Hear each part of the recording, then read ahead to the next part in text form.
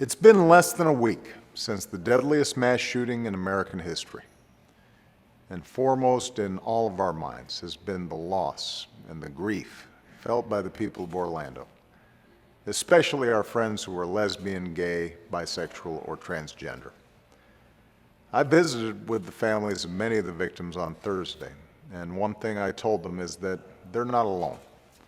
The American people and people all over the world are standing with them, and we always will. The investigation is ongoing, but we know that the killer was an angry and disturbed individual who took in extremist information and propaganda over the internet and became radicalized. During his killing spree, he pledged allegiance to ISIL, a group that's called on people around the world to attack innocent civilians. We are and we will keep doing everything in our power to stop these kinds of attacks and to ultimately destroy ISIL. The extraordinary people in our intelligence, military, homeland security, and law enforcement communities have already prevented many attacks, saved many lives, and we won't let up.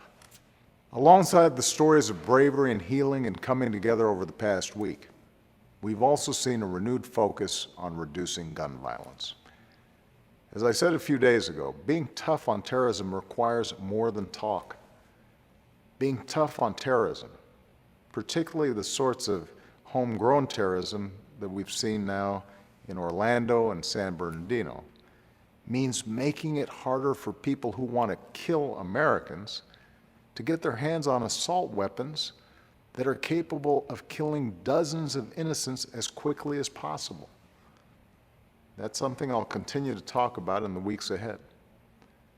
It's also part of something that I've been thinking a lot about this week, and that's the responsibilities we have to each other. That's certainly true with Father's Day upon us. I grew up without my father around. Well, I wonder what my life would have been like if he had been a greater presence. I've also tried extra hard to be a good dad for my own daughters. Like all dads, I worry about my girls' safety all the time, especially when we see preventable violence in places our sons and daughters go every day. Their schools and houses of worship, movie theaters, nightclubs as they get older.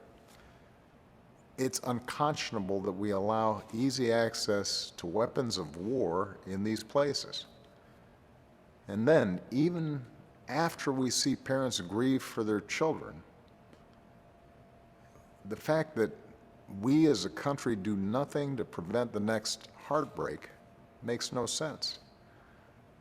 So this past week, I've also thought a lot about dads and moms around the country who've had to explain to their children what happened in Orlando. Time and again, we've observed moments of silence for victims of terror and gun violence. Too often, those moments have been followed by months of silence, by inaction that is simply inexcusable. If we're going to raise our kids in a safer, more loving world, we need to speak up for it. We need our kids to hear us speak up about the risks guns pose to our communities and against a status quo that doesn't make sense.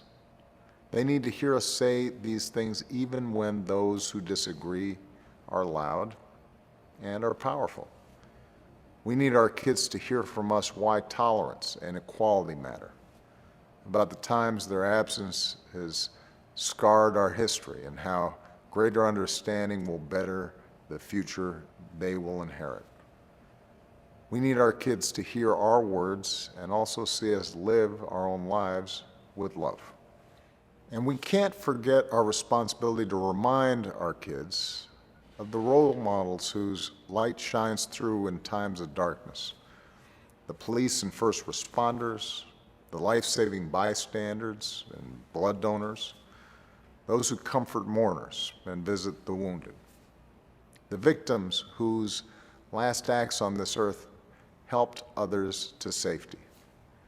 They're not just role models for our kids. Their actions are examples for all of us. To be a parent is to come to realize not everything is in our control, but as parents, we should remember there's one responsibility that's always in our power to fulfill. Our obligation to give our children unconditional love and support, to show them the difference between right and wrong, to teach them to love, not to hate, and to appreciate our differences, not as something to fear, but as a great gift to cherish. To me, fatherhood means being there. So in the days ahead, let's be there for each other. Let's be there for our families and for those that are hurting. Let's come together in our communities and as a country. And let's never forget how much good we can achieve simply by loving one another. Happy Father's Day to all the dads out there, and have a great weekend.